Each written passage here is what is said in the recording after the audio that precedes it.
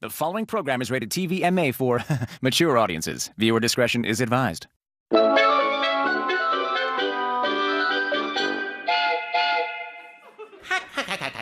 Say, olive oil. Want to have dinner with me tonight? Oh, Popeye! There's nothing I'd love more. I don't think so, you runt. Come here. Oh, no! Popeye, help! This looks like a job for me, spinach. What's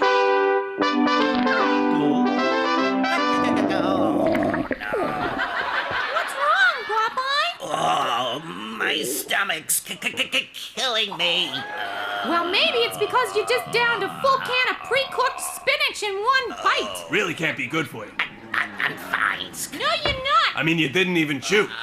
Digestion begins in the mouth. I'm good. How long have you even had that can of spinach? Oh, it's tough to say. I buy in bulk. Oh, It's probably expired. spinach can expire. Popeye, it's the spinach. It's not the spinach. It's all you eat. You eat like a garbage disposal. Oh, God.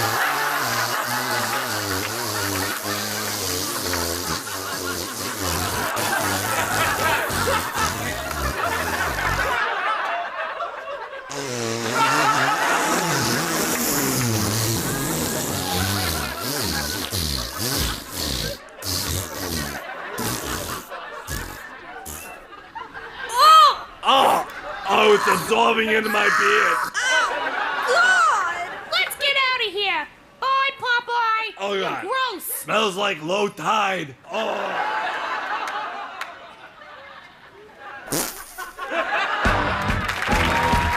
It's the Pete Holmes Show!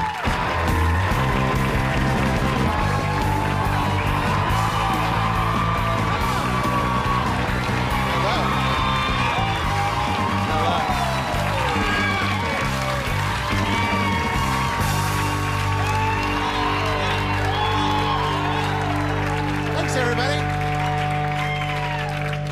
I always try to have the body language nice and open up top. You want to be like, hello. You know what I mean? That's evolutionary. It's like if you do this when you're nervous, you know what I mean? It's because this is a kill stroke.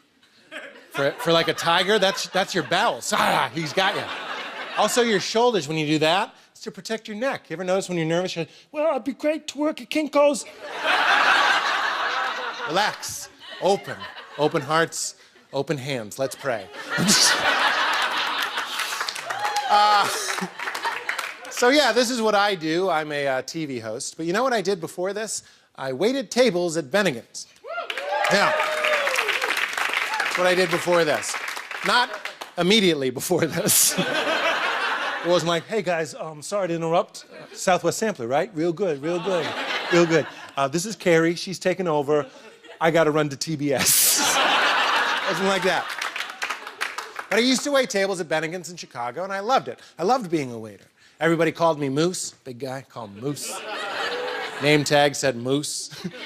When I clocked out, I'd get on the restaurant PA and go, the moose is loose, moose is loose. It's true. Good times. And you know what else I loved about being a waiter maybe the most was the tips. Not just the money, but like working for tips. I love working for it. Because being a waiter, it's kind of like the American dream.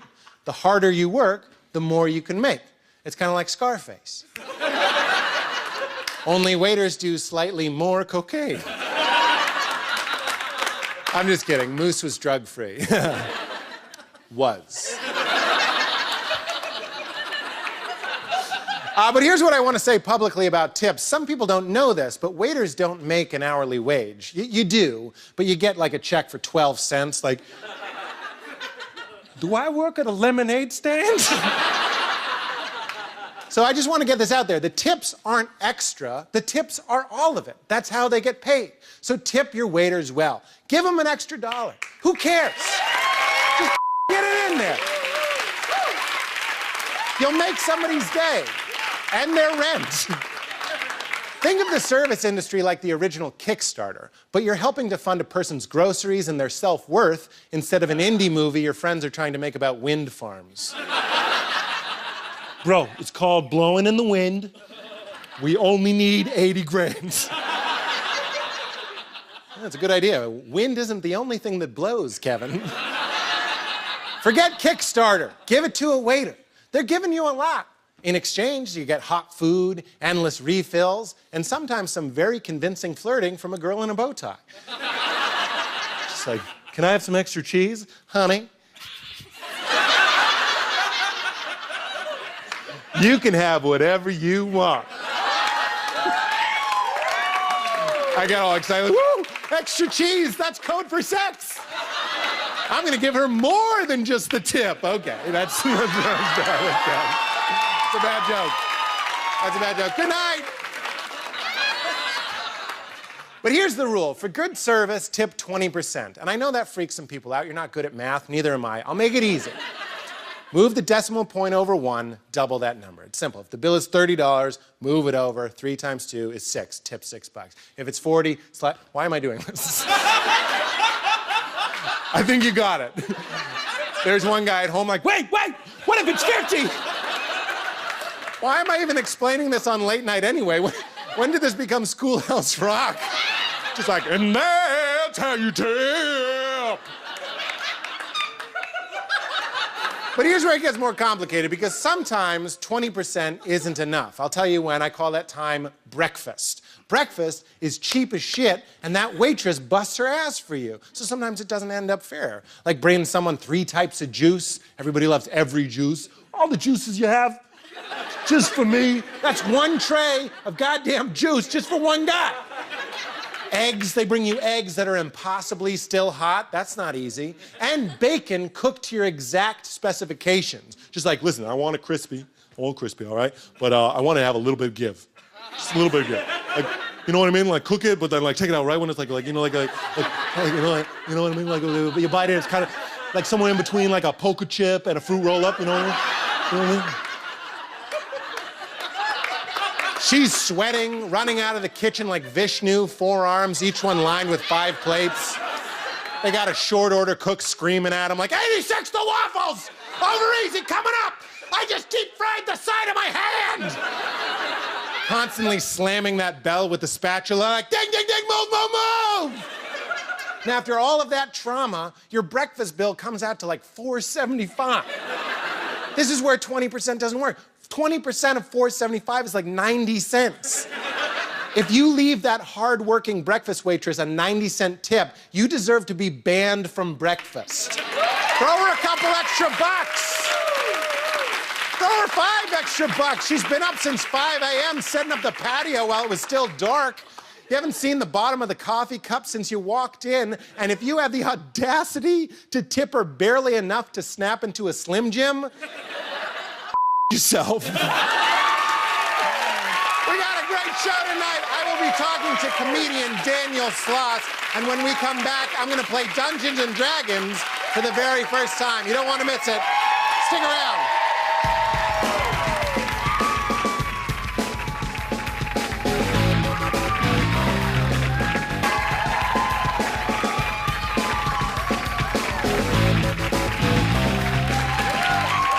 Welcome back, everybody. So I am into a lot of nerdy stuff, but I've never played Dungeons and Dragons, the holy grail of nerd culture, before in my life. So I got together with some of my friends to play D&D for the very first time. Check it out. This is great, guys. I'm so excited to play Dungeons and Dragons for the first time. Excellent. So in this game, you can do anything you want. You have complete free will, okay? I love it. Open-ended. Okay, let's set the scene. Xanadon, Elric, Thaddeus. You enter an old tavern in the town of Beldain. You see a table near the fireplace at the far wall, and seated beside it is a wizard holding an orb, and he's speaking strange incantations into it. What would you like to do? Okay, I enter the tavern. Yes. I get a table. On the opposite end of the room is the wizard.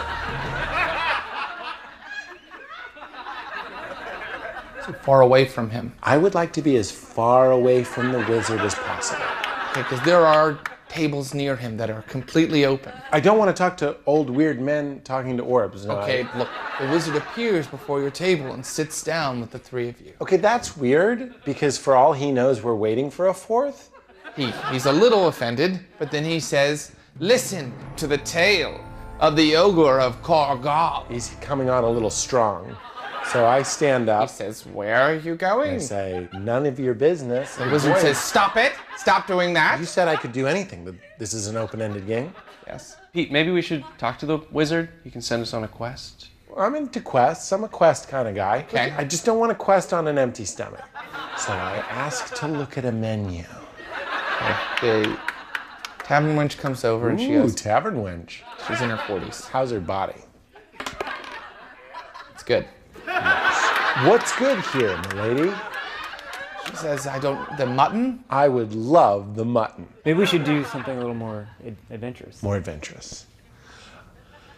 Lean in real close and Yes. say, give me the eggplant parm. How is that adventurous? 6 times out of 7, it gives me Rhea. Rhea? Diarrhea. There's no, she says, there's no eggplant parm. Of course there wouldn't be. It is a dark age economy. So why would that even be in this? Then I'll have the mutton. Fine. You have your mutton, okay? Can we just please, can we take it seriously now? Okay. All right? Okay. I reach down to the cold handle of my steeled blade, Yes, your ever blade of frost. and I remove it from its sheath. Yes, everyone looks in your direction. And they watch me as I cut my mutton into smaller, more digestible pieces. Okay, you know what? Screw it. I go up to the wizard. Thank you. I am Tristram, the wise man of this village. My orb has shown me an ogre dwelling in the shallow margins.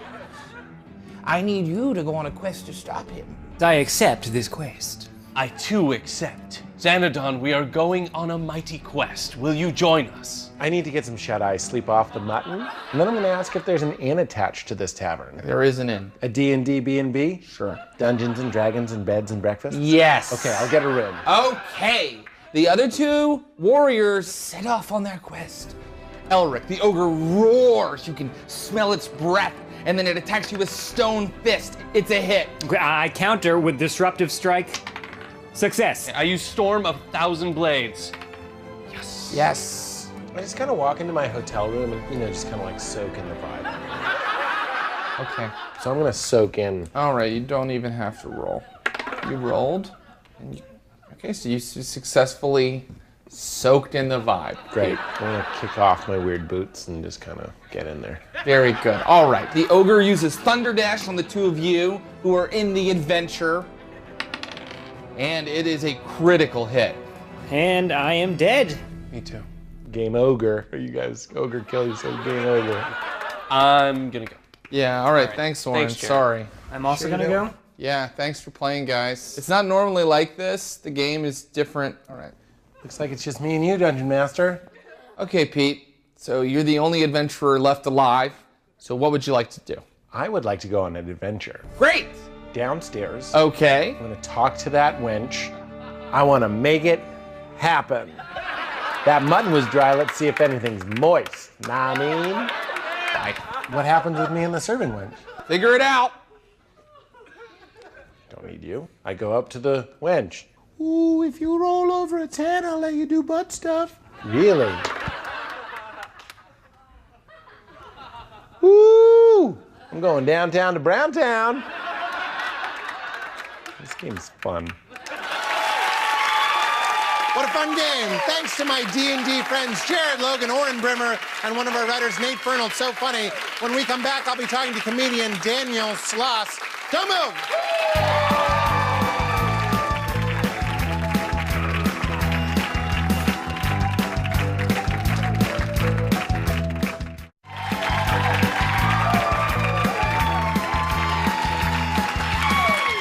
Welcome back, everybody. So I recently sat down and talked with Scottish comedian Daniel Sloss. He's so funny. He's only 23. He just made his American TV debut on Conan earlier this very year, and he told me one of the craziest stories I've ever heard in my life. Take a look. I'm super excited to be sitting here with Daniel Sloss, a hilarious comedian, Scotsman. Mm-hmm. Is Scot derogatory? No. A Scot. Mm-hmm. F Scott. It's true. Sloss doesn't sound good. It sounds like a side. Like a what? Yeah, a side like of a side dish. I'll have the turkey burger. Do you have Sloss? We got some. Is it vinegar or is it mayonnaise? Well, we can choose. We make it fresh in the back. Nobody likes 2-day-old Sloss. It's not great. You're a young man. How old are you? I'm 23. And you've been doing comedy 6.5 years. That's a long time. Yeah. So your parents encouraged you to go into comedy? Oh, yeah. Dad's a huge comedy fan. Since I was very young, I watched stand-up with him since I was like 5 or 6. And what do they do? My mum she's got a PhD in microbiology, so it's like greenhouse emissions. And, and my dad is a computer programmer who's currently working on 3D underwater sonar. So they're both geniuses. Geniuses. This is what happened when you combine their sperm. No, that's not how pregnancy works, is it? your mother's sperm and my dad's sperm. No. When the two sperms combine, they make a child so stupid. He thinks both people have sperm. No, it's the sperm and the egg. The egg. Yeah. Ovum. Ovum? A bit of an ovum in it. Well, I didn't know. For years and years, I thought the sperm was the baby and the egg was it's the house. I was just gonna say, it's his house. Yeah, because he just goes in there and the egg keeps it safe. Yeah. And then it grows into a baby. I actually think that informs how we view men and women. It's such a male perspective. It's like the sperm is the dude, and the lady keeps the dude safe. She looks after him like his mama. Nurture it, and then the dude grows and comes out of the woman and smashes that puss. Can you teach me a good Scottish? Gooch, but I think that's Gooch. Gooch. Gooch? Gooch. You don't have that here? We have designer bags. Canal Street, you can get a fake gooch. Gooch is the bit between your balls and your anus. We call that the taint. Oh, the taint. Building bridges between our divisions. We call that the taint or the notcha, because it's not your penis, not your penis. And that's now what I'm calling it. That's amazing. The notcha. What about intercourse? You having intercourse? I have had sex with over one woman. So that's... I'm going to call that double digits because I do... Because I got 2 in. Double digits. Double digits. They call them digits. For years and years and years, like all my comedian friends always had sort of like great sex stories, like as comedians do. And it wasn't until I went to Sweden for the first time. You went to Sweden? I went to Sweden. I met this girl. Let me guess, you're 24 and you got out of like a 3-year relationship recently? She's like, I'm married with 2 kids. And I was like, oh, well, okay, well that's just then the game over sign came down. Yeah. But I'm not an asshole. I'll play after the credits and stuff. I wasn't going to stop talking to her because she wasn't going to have sex with me. Like the DMV? Yeah, you've been done. This window's closed. Yeah, and so I'm like, I'm going to go to the after party. And she's like, oh, I thought we were going to go back to your hotel room and have sex. And I was like, oh, I didn't know that was an option. But sure, that sounds way better than what I had planned. So like you and your husband are divorced. She's like, no, but he cheated on me 3 years ago, so I owe him one. She kissed me, and when she kissed me, I noticed her hand was on, one of her hands was on my back, but her other hand wasn't anywhere. And she brought it up here and took a photo of us kissing and then sent it to her husband.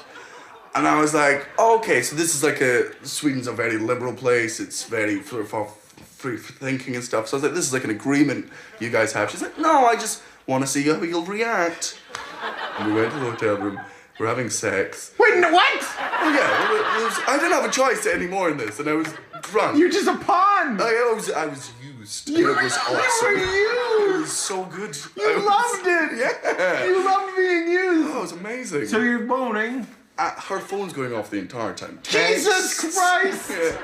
Texts. No! Phone, Snapchats. No! Like, and I'm like, what are the Snapchats? Just him like videos of him going. Grrr! And so I'm like, you're gonna need to hang that up. This is freaking me out. Turn it off. Like it's distracting me. She leaned over, answered it, put it on loudspeaker, and then started moaning down the phone to her husband, who was screaming shit in Swedish back at me, which I didn't understand, but it almost definitely wasn't encouragement. I've been unable to perform because the mood wasn't right. You're still boning a woman while her husband's screaming at both of you in a goofy sounding language. Yeah. Daniel, I've never met you before. This was a real pleasure. I watched your stuff on Conan. You're super funny. Love to have you on this show sometime as a stand-up as well. Definitely. And awesome. Thank you for doing this. Thank you very much for having me. Daniel Sloss, everybody. It's a side of Sloss. And it was delicious. What was that? I'm not even sure if this show is on in Sweden, but Daniel, please, be careful, just in case. That was insane. We will be right back with more show, everybody.